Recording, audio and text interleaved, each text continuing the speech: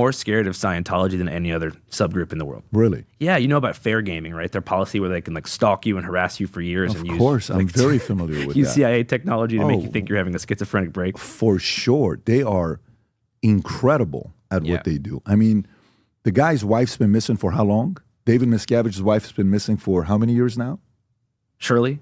Is it Shelley or Shirley? Shelley. Yeah, and there was like an LAPD checkup where they like reported that nothing was wrong. I was like, what do you mean? Did you talk to her? They're like, we're not going to say, but like everything's fine. There's a guy in Los Angeles right now. He's one of those like First Amendment audit, like cop watcher guys. Yeah. His name is, I think it's like Stop Scientology LA. He stands outside of the Church of Scientology on Hollywood Boulevard every single day, live streaming for hours, physically like blocking the entryway, getting people to not go inside and get a free auditing session. So he's single-handedly shut down the recruitment operation in Hollywood. One man. Yeah, she's apparently been missing since 2007. Okay? Since 2007, she's been missing. Well, I think we know what happened. What's that? She's dead. You think so? Yeah, dude. Leah Remini. Did you ever see the Leah, am I saying her last name correctly? Shelley Miscavige. No, Leah Remini. Remini. Do you know who she is? Is she Leah dead? Remini? No. Oh, she was in Going Clear, right? That big Netflix documentary about Scientology. Yeah. And she went on and she says, well, one time I went and I said, so how's Shelley doing? And everybody looked at me saying, hey, you don't ask a question like that. And it's like, well, I'm just asking a basic question. She's a friend of mine. You don't ask a question like that. And then she's like, that's when I realized something's weird over here. Yeah. So you think she's been dead in 2007. So let me ask you, if that's the case, what is the protocol? What are they supposed to do? Is the government supposed to investigate? Or are we one day going to sit there and say, Shelley Miscavige is 173 years old, been missing since 2007. Like, you know what I'm saying? Like, yeah, like, is she going to get a funeral? When does it get to a point that the government says, I want to investigate what really happened to her? Has there ever been one, Rob? Has the U.S. government or the PD ever investigated to find out what happened to her? You just went after Scientology. Another crazy fact, too, is that David Miscavige, their leader, has never done an interview. He's only ever been Wait, with who?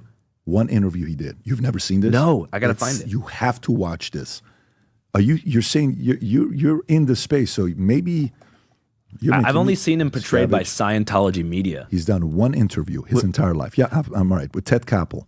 By the way, if you've never seen this. Okay, thank you for the fact check on this. You have 1992. to watch this. Yes. So it's been over 30 years since his last appearance. And let me tell you, the way he interviews, the way this guy interviews with Ted Koppel is unbelievable. Mm-hmm. And if you watch him, you know whose mannerisms you'll pick up? Okay, I want you to watch this and tell me what actor's mannerism do you pick up. Go ahead, Rob. Just Tom press Cruise. play. Watch this. I feel perfectly comfortable with my life. I like my job. I'm happy with my family. I love my wife. I'm healthy. I'm perfectly content. That's why I'm asking you, what is it you can do for me? Well, number one, I would never try to talk you into that Scientology is for you. You see, that's the funny thing about this, is if I'm now going to give a sales pitch to you on Scientology. Believe me, Scientology is valuable enough that it doesn't require any sales pitch. But let's look at it this way, then, what Scientology does. Oh, man. If you look out across the world today, this is the only interview he's ever done since 92. If you take a person who's healthy, we can pause it. Whatever you do, watch this when you're out of here. Yeah, I can't wait. You will be blown away by this guy's interview. We've tried to have him on many, many times. I'd love to talk to the guy. Have you gotten to the stage of like him considering doing an interview?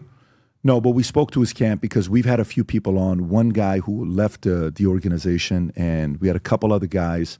Mike Rinder, who, what is his relation to David Miscavige? He was one of the highest ranking guys there, right? The senior executive of the church, international, and he ran the Sea organization, which is like the place to be. Yes, that's for those unfamiliar, that's the top organization in the hierarchy of Scientology. And if you buy your way into the Sea Org, there's an annual cruise that you get to go on, and that is sort of the top tier. I don't know how much you have to spend to get into Sea Org, but once you're there, you're in.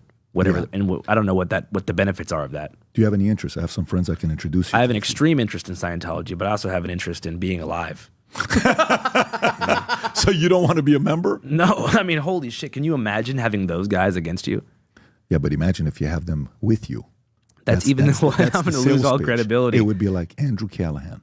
Imagine if you were part of an organization and we had your back.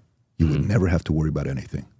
Does that sound appealing to you? It does, but what sounds more appealing is staying away from them or being a liaison between Scientology and the public. Like David Miscavige is like, you know what? Shelly's actually at my apartment here in Florida. Come meet her. Let's do an interview. Let's make a Channel 5 video. I would do it. Oh, I would love to see it. Mm-hmm. I'd love to see it. I'd love for you to go and just talk to. You know what else would be interesting for you to do? If many, many years ago, when I was an atheist, I would go to churches in LA and I would just go want to talk to everybody about whatever they believed in. I'd go to LDS and I would say, so tell me about this. And I would say, what do you believe in? Who's God? Who's this? Suspect mold. What do you believe in? Who do you believe in? And it was always such an incredible method of communicating with you, which is so impressive. If you notice one thing about Scientologists, you know what they definitely can do better than mostly other religions? They're incredible communicators. John Travolta, Scientology. Yeah. Tom Cruise, Scientology. Look at the way David Miscavige speaks. He speaks better than most preachers speak. The way they teach their guys. I had an office one time where 70 agents in the office were all Scientologists. I loved working with them. Yeah. They're kind of like Toastmasters, intergalactic on Toastmasters. Steroids and growth hormone, and they hang out with Gary Brecka all the time type of health. Yeah. Like they're at that level. But one thing I know they do is whenever they do the auditing sessions and they ask you to recall a traumatic memory or something that's sitting in your subconscious, I know that they record that session so they can hold whatever you're saying as blackmail to leverage against you in the future. I do believe that Scientology is sort of a massive for-profit blackmail operation that it's deeply entrenched in Hollywood and the police departments of Southern California. Interesting. Because, I mean, what is the purpose? Because they're not atheists. They believe in an ascendant spiritual plane where the Thetan, which is your soul, will live there and occupy its own planet after you pass away for eternity, which sounds fantastic in theory. So I hope it's true. So if you're a Scientologist watching this, I hope you're right.